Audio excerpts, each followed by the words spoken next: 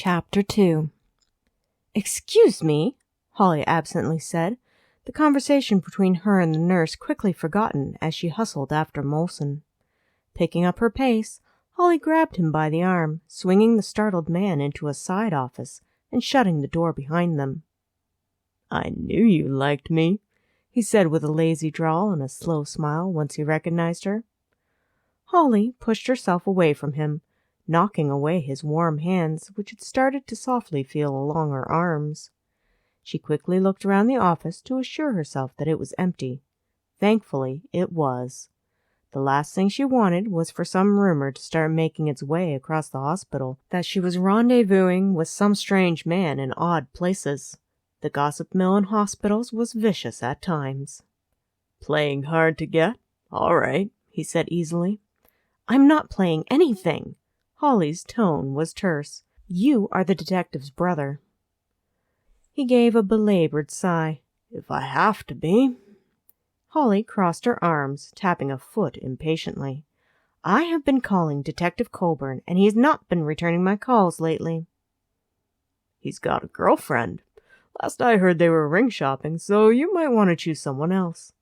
He snapped his fingers like an idea had come to him. "You could choose me." "I'm looking for more information on the Bethany Searson case." Holly ignored his comments. He was a classic case of overcompensation in her professional opinion. He hid behind this devil-may-care persona that was slightly outlandish in its remarks, all to avoid real relationships that might hurt him. "She was a client of mine, and I want to know if there's any progress has been made on who drugged her and if it was the same person who forged my prescription pad."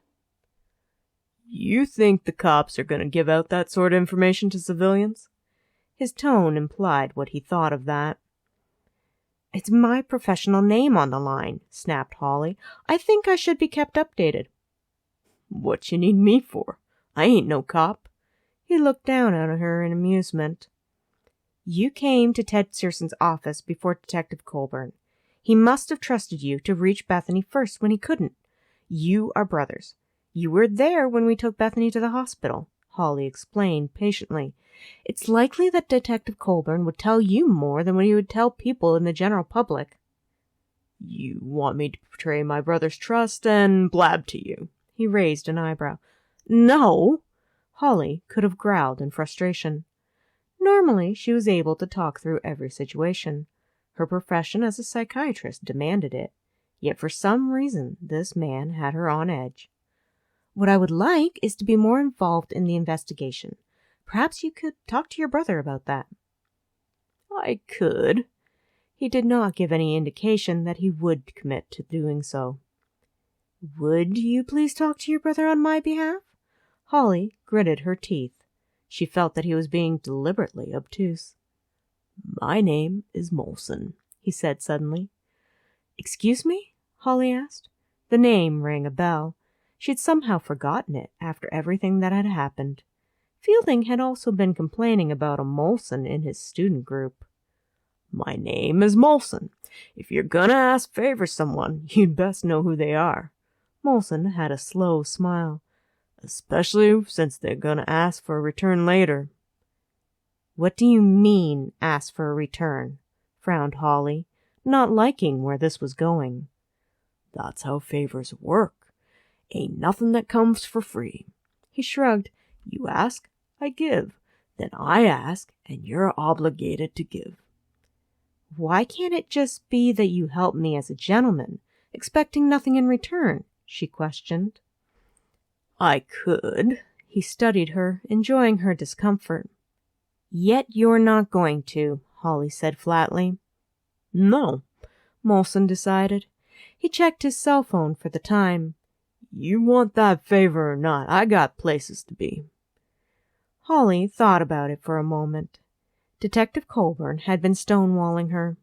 He said he had given her all the information that he could, but it was pathetically thin, leaving Holly with doubts as to how the investigation was proceeding. She wanted to know who had harmed Bethany. She wanted justice, and clear her own name of any suspicion or wrongdoing. Holly didn't know where else to get the information.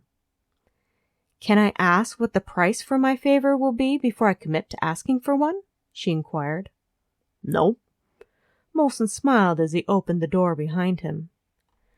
Holly told herself that the hitch in her breath was a reaction to the trouble she knew she was getting into, and not a reaction to the man before her.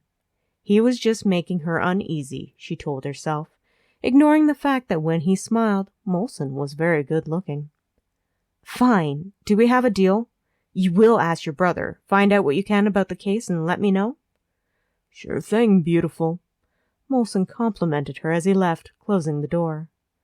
Holly took a shaky breath and wondered exactly what she had gotten herself into. This here is the cafeteria. Bring money. Just because you have practicum here does not mean that you get free meals. Fielding raised an eyebrow as Molson rejoined the group. Where have you been, Colburn? Got sidetracked. Molson decided that was explanation enough. He was not about to tell his supervising doctor that he had been pulled aside by a gorgeous shrink with a cute little body and long blonde hair. Fielding might think that he was having his head examined or something. Get sidetracked again and you can get suspended, smirked Fielding. Pop quiz. What are the most likely foods people choke on? Colburn, you're up. Fielding enjoyed springing little quizzes on everyone. Then he made fun of anyone who got the answers wrong. Not overtly enough that he could be charged with harassment, but enough that anyone who got an answer wrong felt like a numbskull for the rest of the day. Steak and beer for men, chicken for women, hot dogs for kids, Molson recited, remembering his first aid instructor telling him them during class. The wet dough from the bun acts like a messy glue lodging the hot dog. Correct. Fielding's smile disappeared, replaced by a scowl. Explain the appropriate course of treatment for a choking person. Molson began to draw the textbook word for word when Fielding stopped him. In your own words? Demanded Fielding. I could show you if Fred here don't mind throwing up. Molson clapped a hand on Fred's shoulder. I think I do mind, responded Fred wryly. An annoyed Fielding turned abruptly. Moving on. You do realize he controls your practicum grades? Fred whispered to Molson. Aggravating him is probably not in your best interest. You think? Molson said dryly. Here I thought I was making myself teacher's pet. Funny, commented Fred. The rest of the tour was not very exciting, Molson thought privately. Fielding poked him a few more times, but Molson decided not to play into the doctor's hands. He was getting really tired of the attitude his teacher had. Fielding finished the tour. Here are your assignments. You will report on time.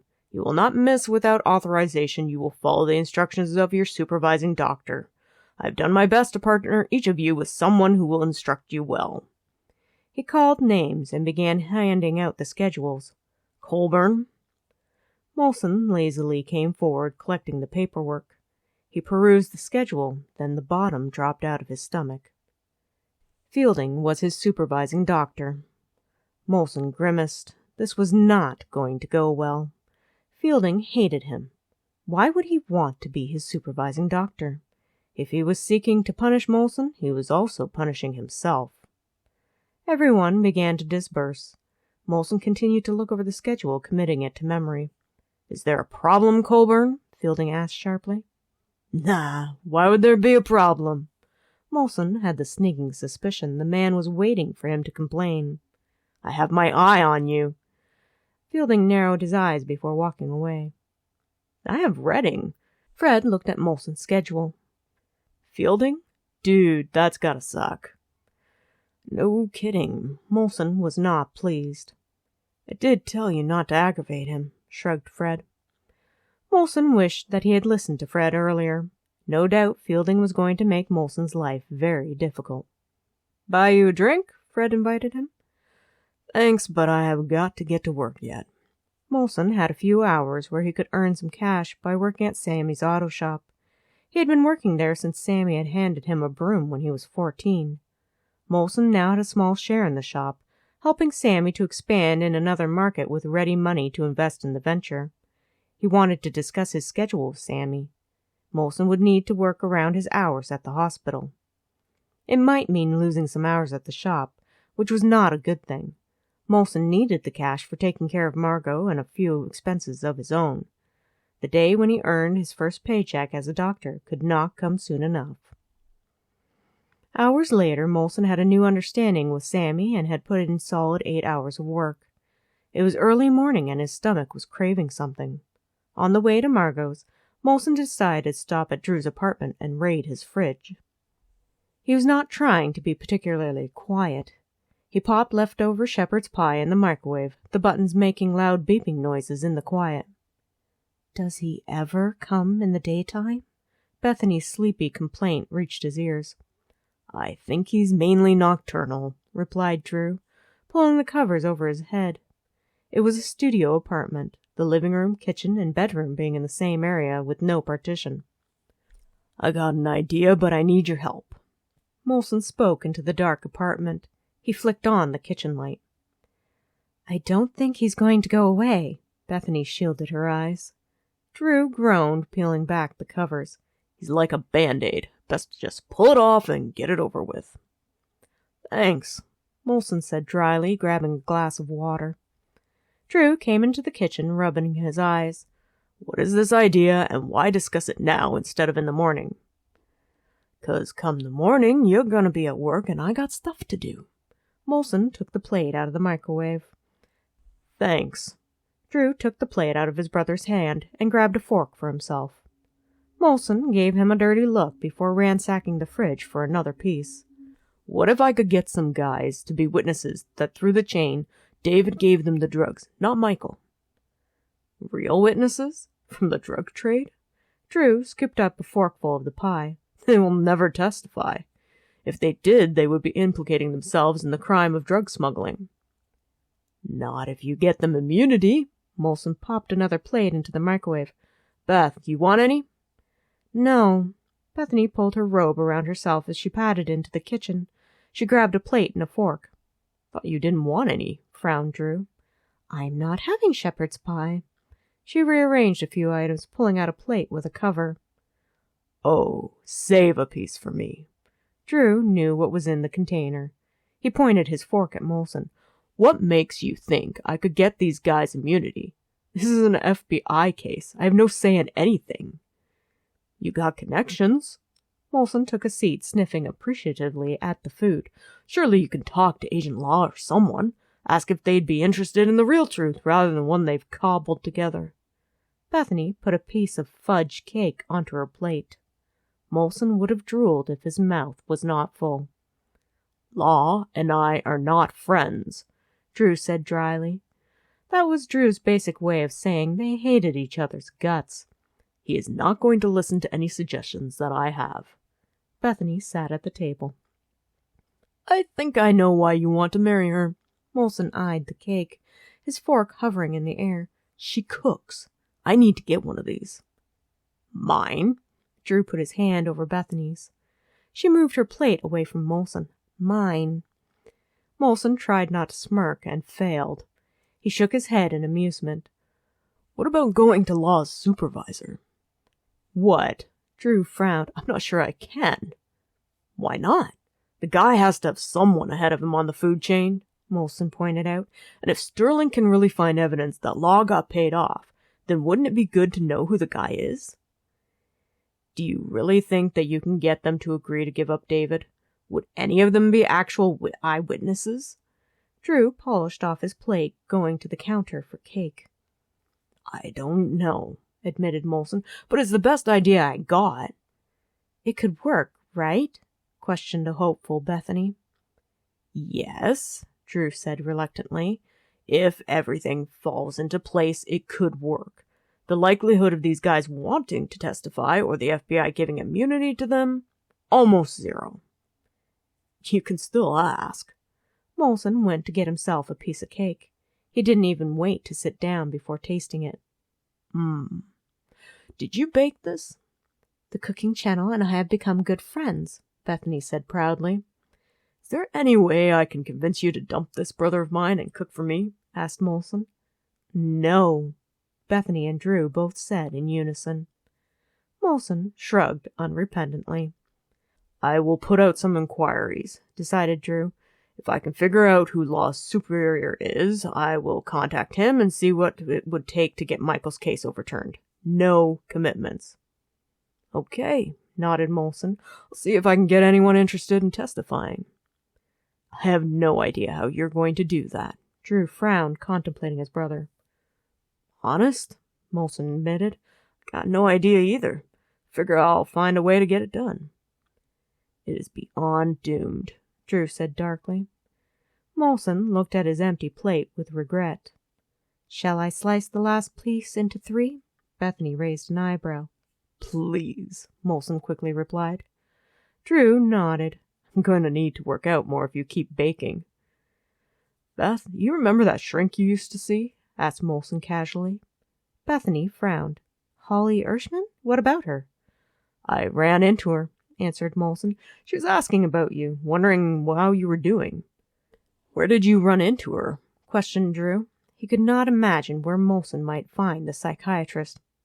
"At the hospital," he admitted truthfully.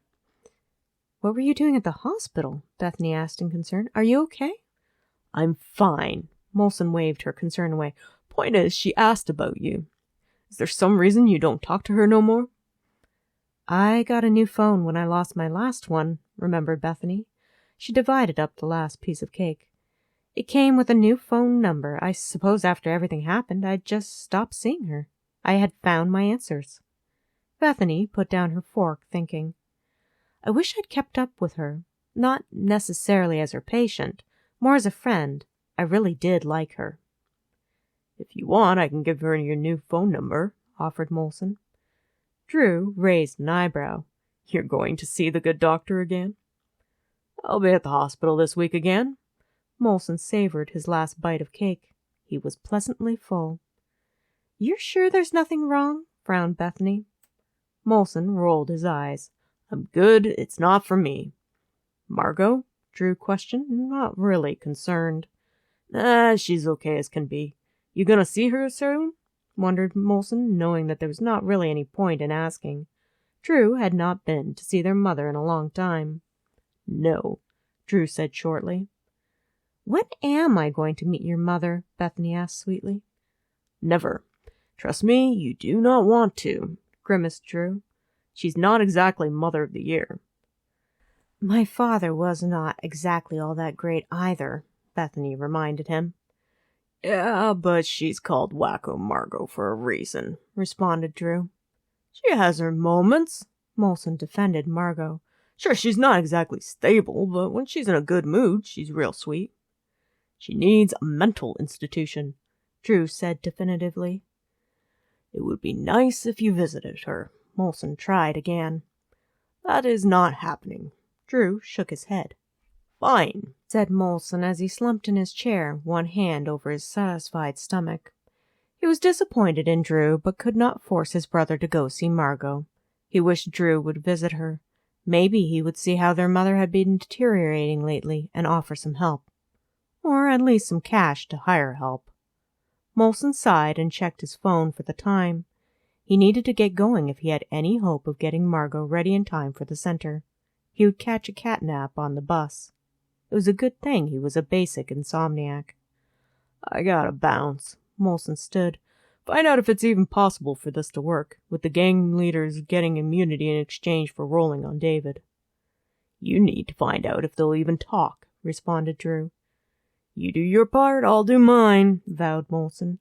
He had to make it happen. He was going to right his wrong and earn Michael's freedom. "Remember, we've got that meeting tomorrow," Drew reminded Molson. Molson closed his eyes a moment. He had forgotten. Not that he really cared about the Rameslys. However, Drew and Bethany had been invited to a meeting by the family, in hopes that with pooling all their resources and knowledge, they might be able to come up with some solution on how to get Michael out of prison. Drew had invited Molson along. They both wanted to right this wrong. Somehow, he would have to catch up on his sleep at some point. Molson nodded grimly. "I'll be there." "I'll get it." Max Ramsley greeted his cousin Jake and the tabloid reporter Sterling Denver cordially at the door, unsurprised that they had arrived together. In fact, He looked inordinately pleased as he ushered them in. Elle and Paget have the kids at Noah's place. Kelly is currently taking care of Anne and the babies. Max invited them in. The rest of us are trying to get an update on what everyone has found out at the moment. Jake greeted his brothers, introducing Sterling. Everett and Dylan were surprised, but kept their opinions to themselves, maintaining a polite demeanor towards her. Noah had already taken a seat, talking to Dylan and Everett. Drew and Bethany quietly pointed out who each person was to Molson, who had never met any of the Rameslys clan before. "You're the tabloid reporter who splashed my mother's personal business all over the papers," said Molson in disgust as he recognized Sterling's name. "Who asked you to come?" "I did," Drew spoke up as he helped Bethany take off her coat. "Everyone, this is my brother Molson." "I am sorry about that." Sterling decided an apology was the best way to smooth things over, since she was trying to help the family. "You should be." Molson looked at Sterling like she was a bug he wanted to step on. He pressed a finger to his temple. "Margot ain't all there. It wasn't right to take advantage of her like that." "I didn't know," Sterling stated softly. It was going to take a long time for her to gain anyone's trust in the Rameslys family after her previous career. She gave Jake's hand a warning squeeze to let her handle this when he took her hand in his. His brother Everett raised an eyebrow at the contact. "I apologize." "That is enough," Jake warned Molson. "What, you all cozy with her after all that trash she wrote about you in the paper?" Molson challenged Jake with a touch of disbelief. Sterling had made her career writing about the Rameslys family's drama in a speculative fashion in the tabloid papers. She had put all their photos in the paper, had made cutting comments, and generally stirred up a lot of trouble. "We talked and we worked it out," Jake said clearly with a tone of voice that brooked no argument. "Molson, leave her alone," Drew remonstrated his brother as he seated Bethany. "We need all the help we can get to prove Michael's innocence and David's guilt. Sterling is here to help. She'll not be putting any of this in the papers." "Proof?" A tired Molson laughed bitterly. "I got proof. I recorded the man himself bragging about how he put Michael in jail. You got Bethany remember Pop cleaning drugs off the floor of a boat with her daddy. He tried to kill her 'cause he's a sociopath. Then there's the paper trail coming from all that drug money he run through his own company. Don't all this count for something?" "Nowhere on the recording does David identify himself," calmly explained Drew. "This makes the origin of the voice dubious, and you're not exactly a character witness material, Molson. While we could prove that Ted had a hand in attempting to kill Bethany, we could not pin anything on David, especially now that the pharmacy tech who filled the prescriptions has turned up dead.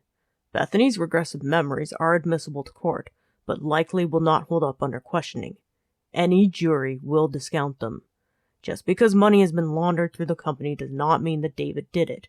The finger could be pointed at a number of individuals, including Michael." "That's bull!" Molson exploded, pacing the room. "I didn't say I agreed with it," Drew growled back. "I'm just saying that the FBI has said to discount everything. Look, I don't like this any more than you do.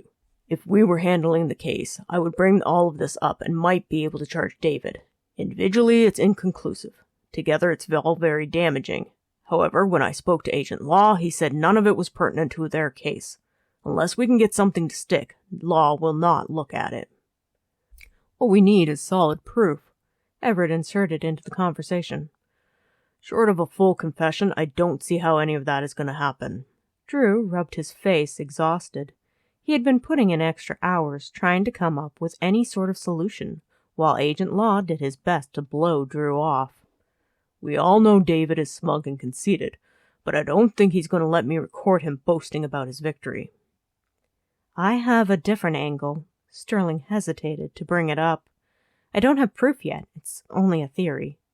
"What is it?" asked Max hopefully. "A theory." Molson was sarcastic. "A lot of good that'll do."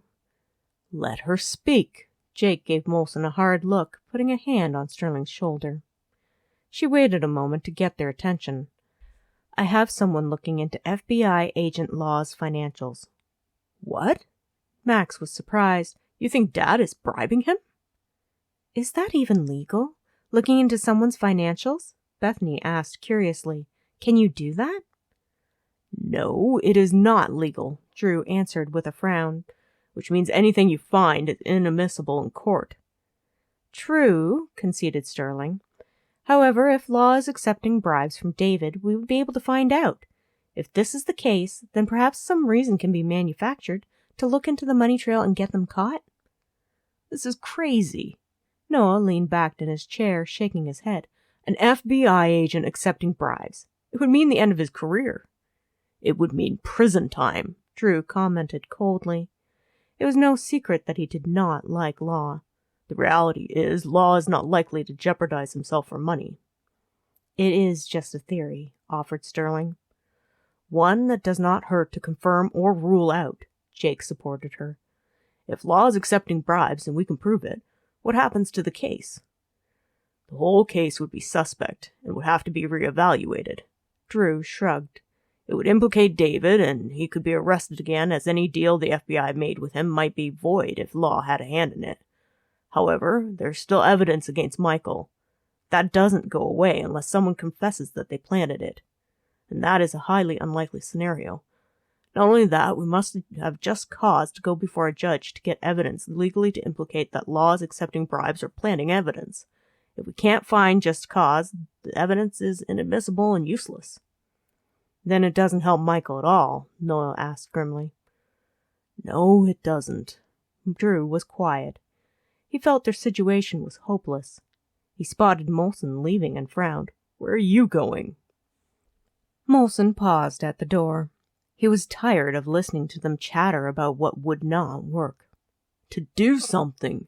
I got contacts too. I'm going to start asking some hard questions and see what happens. Drew sighed in frustration. He was still not sure about this plan of Molson's to try to free Michael. You really think your gangbanger friends are going to help? Won't know until I ask, Molson stated as he pulled the door shut behind him. If you enjoyed Chapter 2 of Unlikely Hero, Book 7 of the Rameslys book series, you can find the rest of the series and this particular book on Amazon as ebooks, Audible books, and paperbacks. Don't forget to subscribe and hit that little bell so that you get all the notifications from this channel when new chapters drop. Happy listening!